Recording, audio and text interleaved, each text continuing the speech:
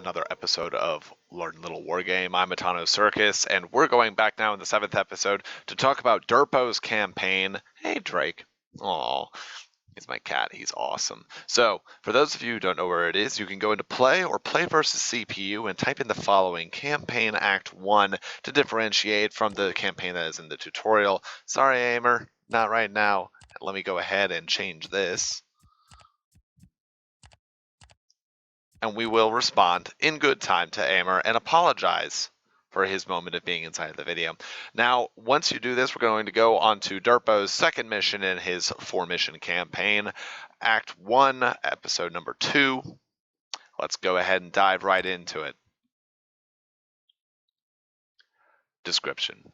After you found Brother William, you decide to return to Kine Cardine. He explains everything that happened between his departure from Kine Cardine and his rescue along the way. Suddenly he stops you and tells you to ready your weapons.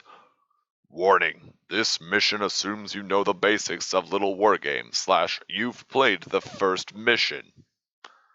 Objectives: face whatever threat Brother William senses. Sir Edward and Brother William must survive. Map by Derpo. Map by Derpo. Let's go!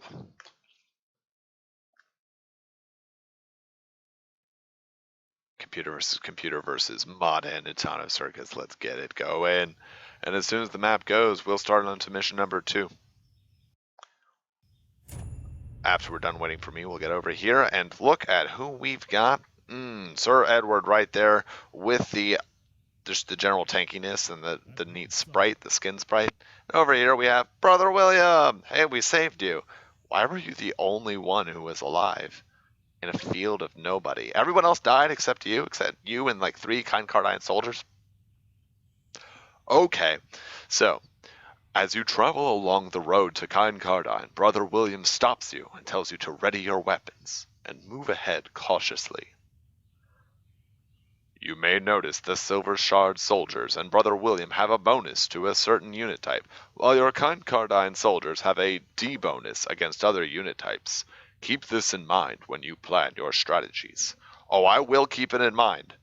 As we go from selecting everyone and hotkeying them to the greatest technological advance of the RTS, the A move. Seriously, go play a real-time strategy game that doesn't have A move. You'll see what I mean. Oh, look, more bandits. We've learned from our last episode with the bandits, right? And we're going to try not to lose any units because that is just what my goal is for this mission.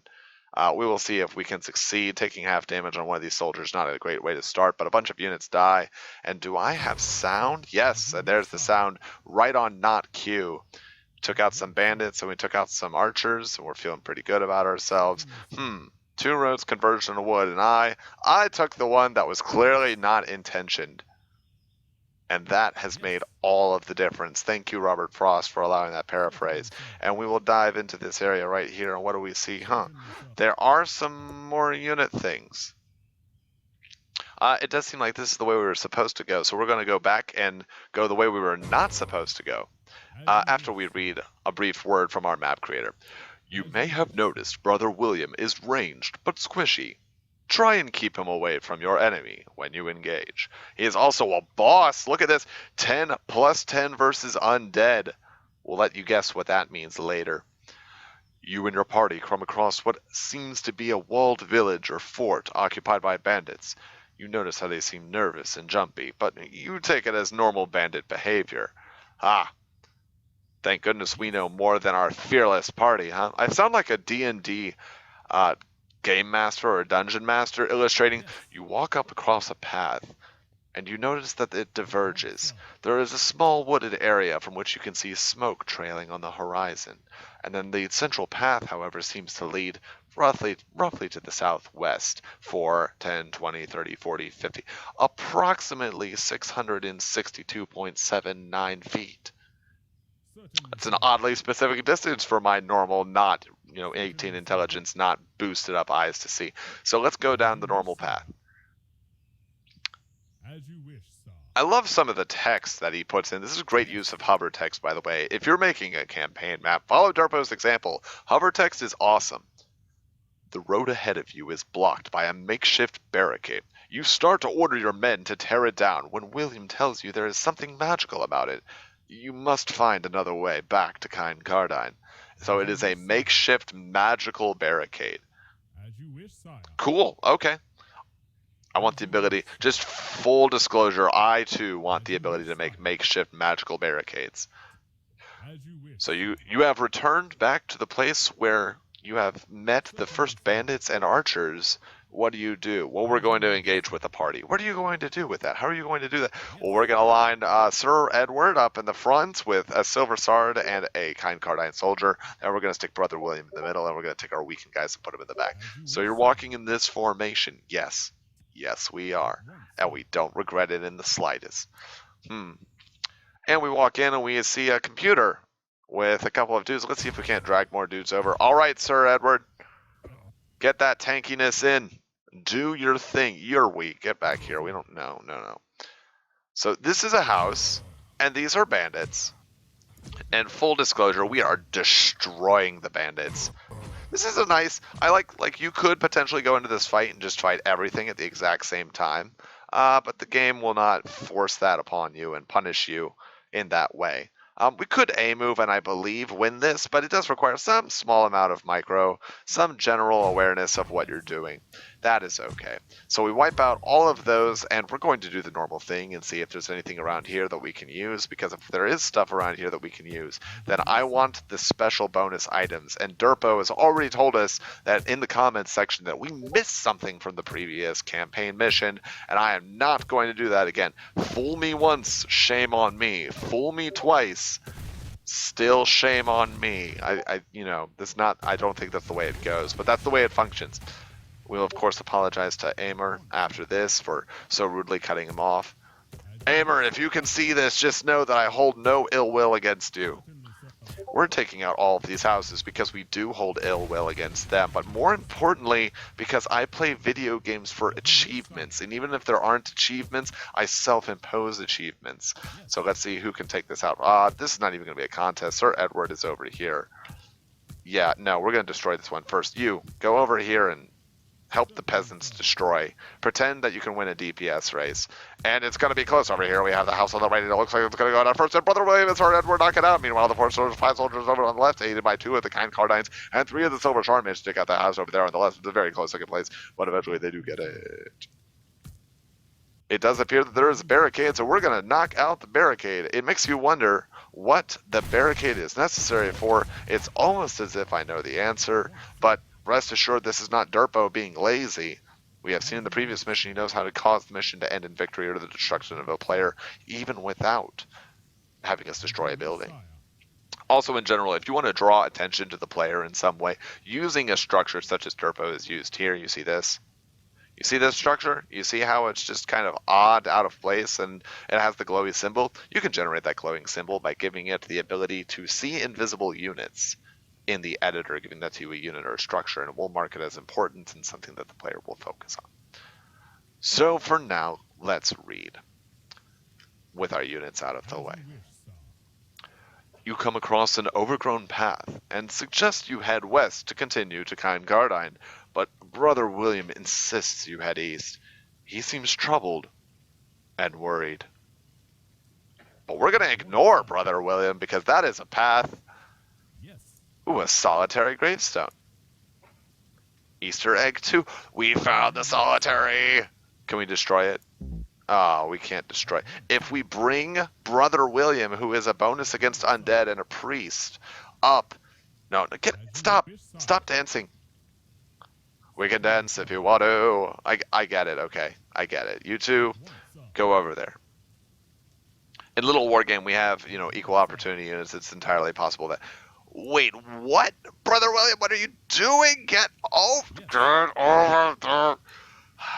It's a song. Brother William insists that you go the other way first. Is that why he's not allowed to go through? That's why, okay. Sir Edward doesn't listen to Brother William. Hey, I saved you. I get to do what I want, right? Can anyone get over here? Fine. Silver Shard people, get over here. Force him through. We're gonna get this Easter egg, I swear. Okay, but we can't. Oh my gosh. Brother William insists that you go the other way first. What if we ignore that summons? What if we do this on purpose? Apparently, his will is stronger than our movement speed. So I just want people to know how to do that in the event that you are interested. So what he did here, I've determined it from the last mission. He hasn't told me, and I didn't cheat, but I just looked at it. If you have the ability to set 1x1 or 2x2 square, not pixel, movement blockers, and it will not affect air units, but will affect ground units. And so I think what he has done is he has set those blocks over there in such a way that we cannot actually get past them. And that creates the illusion of we are forcing you to go back the other way in the editor. Pretty powerful tool, pretty interesting. You find a sign that reads, Great War Memorial Ahead. You figure the sign meant the first Great War, as another war soon broke out after the conclusion. Why would William be worried about a graveyard? Almost as if his plus 10 to undead's going to be relevant. So let's get over here. The plot has thickened, much like instant soup. As you enter the graveyard, you find that the ground has turned a dull color, and something within you screams for you to run away, but thankfully you and your men have saved against wisdom. You look at your men and at Brother William, and can tell the same was happening to them. Where you can also tell that we're going to put the strong units up in the front, because I've played RPGs before. It appears that they are undead. The risen dead? Oh yeah, that would cause my sensors to go tingling. Like, the engines would not be able to take it at that point. Speaking of engines not being able to take it, weak units in the back. Why are all the weak units from Kind Cardine? I will leave that to you to discover. I'm sure there's not a plot-based reason, but I have been known to peruse fanfiction, and I might come up with something. So I don't see anything up here that we can kill or that's important to murder deathify. So we're going to take all of the Kind Cardine, all of the weak units, just a slip of the tongue really, just a Freudian slip, and we're going to pull them all back. Because they're at low health, except one, but you know. We're going to put the Sir up in the front. So you go, Sir Edward, wreck things mightily. Go forth and do awesome. Are these things attacking with... Okay, I know that there is something up here, so we're going to send our duelists, the two Bash Bros right here, Sir Edward and Brother William. Let's get it going. Come on, just wreck. Oh, there's a lot of stuff. Never mind. Bash Brothers, you can do your thing after all of these. No. Get out of here. Thank you. And you're weak, so get out of here. Thank you. And, we're going to destroy this necromancer. And I guess we've generated the crypt of the necrodancer. No, no one's going to get that reference. So, I believe that Derpo has found a way to give us an Easter egg too. So, with that out of the way, let's just take Brother William and Sir Edward and let us walk all the way over there to the solitary grave. See if we can't do him a thing. All of you, just... Easter egg 1, engraved gravestone. Can we fight it? Oh no, don't fight the Kind Cardine soldier! No. It is an engraved gravestone. Cool. I feel special. I found Easter eggs 1 and 2. Is there an Easter egg 3? Am I asking you? I don't know the answer. But we are going to cut this pretty soon. So if I don't find the answer, I'm not going to lose sleep over it. Let's see if Brother William still insists that we go the other way. And let's see if Drake, my cat, can ignore the summons. That is the saga of Brother William and Sir Edward. This is a Kind Cardine! What? Are you Sir Edward? Sir Edward! Fine, you, Kind Cardine soldier. I didn't know it was a Kind Cardine soldier because he had, decent health remaining. Alright, that's enough of that. Let's go. Brother William insists that you go the other way. First, we did go the other way, and we found a solitary gravestone. Coolio. All right, ladies and gentlemen, that is it. The plot has thickened. After their... In the first mission, Sir Edward grabbed a group of Kind Cardine soldiers and members of the Silver Shard in his quest to find Brother William. Upon finding Brother William, there was much rejoicing, yet unfortunately, the dark and troubled past has come to haunt them again. For as Brother William looks to go through this forest and find their way to the safety beyond, they have found a dark and terrible message. In the memorial of the first grave and of the first war, a mage, upstart in his impertinence, had raised the dead for sinister purpose. Through the combined efforts of Sir Edward, the Kincardine soldiers, the remaining vestiges of the Silver Shard, and Brother William, the undead threat was neutralized, and the mage put back into the area of his summons. Yet not all was well with Brother William and Sir Edward, as this episode of Learn Little War Game has come to a close.